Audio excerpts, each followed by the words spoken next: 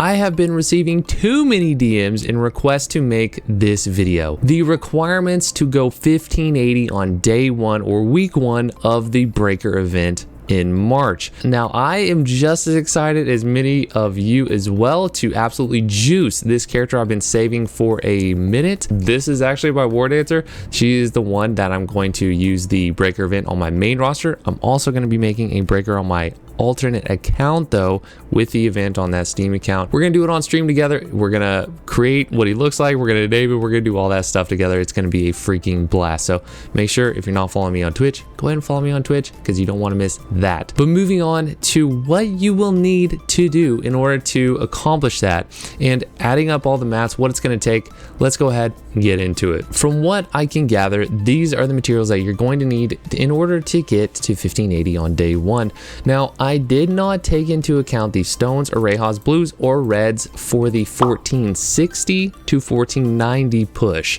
I only did these for the 1490 technically to 1580, but once you get 1490 year, it automatically goes to 1510, and so it's basically a 1510, I guess, to 1580 push. The best thing you can do right this second is go into your inventory, go into your storage, and see what you have available to you as far as shards, stones, Arehas, blues, reds, and record it. That way you can add these things that you're going to get from the event to that total. Now, there are some other things that I want to go over. Through these events, the Golden Frog and the Anniversary event, you're going to be able to get around 100,000 shards per week. Plus, you do get blues, reds, stones, all that kind of stuff as well. So you can go ahead and total that up. But typically with a new character, you're limited hard by shards. So that's why I went ahead and added that up so that everyone could know. And since you're likely going to have 4 more weeks until the breaker event on March 20th, then you are going to have about 400,000 shards extra just from the 2 events, plus any extras that you buy along the way. So make sure and keep that in mind. Now, aside from that, we also get mats from the event, and this is the most recent event in KR. This is a little sheet which you can of course expand if you want to download this sheet and look at, but I went through here and tallied all of these up on your road from 1510 to 1580. Now, you do get more materials once you hit 1580, but they don't really go into helping you reach 1580 because you got to get to 1580 to actually get those. So that's going to help you on the push to 1600. So those are not included in these totals. So make sure and add these on to your totals as well. And as you can see here, for me, this is what I'm going to have. I'm going to have about 2K. So I need to buy around 2,000 stones. And one huge reason that you want to do this beforehand, guys, is because on the day of, you might be thinking, well, if I need any, I'll just buy them. But those materials are going to go sky high, okay, because everyone or most people are going to be doing that, and they're going to be buying materials as they need them, so they're going to be much more expensive. And that's why I would suggest you pre-buy them while they're very low, and then if you don't need them, you can sell them while they're high, while everyone else is doing that because they didn't prepare. So this is why it's important to at least get an estimation of how much you're going to need. So for me, I'm going to need to buy about 500k shards, 2k stones, about 80k blues, and about 20k red. Now, the next biggest question and follow-up question is, are we going to be getting the most recent Power Pass and Express event that KR got that is kind of melded with the Path event as well in the Makoko event?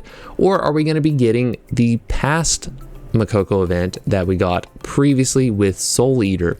And also a follow-up question to that is, if it's the KR event, which it's kind of melded together with the Path event, and we get a separate Path event on top of that, how many more mats is that going to give us, and how much easier is that going to make it to get to 1580 very quickly?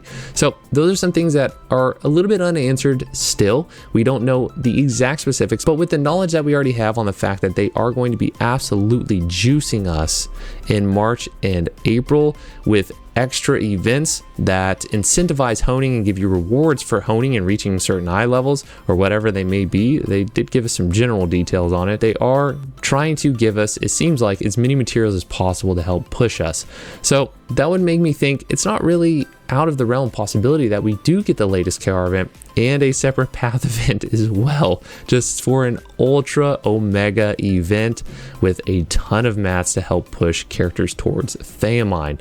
So let me know what you guys think in the comments below though. And as far as the event, who are you pushing? Are you making a War Dancer? Are you making a Breaker? Are you making a Soul Eater? What? You making a Slayer? I don't know. Tell me what you're going to be spending this event on and if you're really excited for it to come. The next video that I'm working on is actually a to-do list or slash checklist for Theamine Hard that I need to complete or that I have completed already for my Glavier in order to really maximize our chances at the Theamine, the first difficulty release in April. Guys, make sure and subscribe to the YouTube channel if this helped you out at all, or if you just like Lost Ark content in general. I'd love to see you around more often, and I hope you have an absolutely fantastic day. Bye-bye.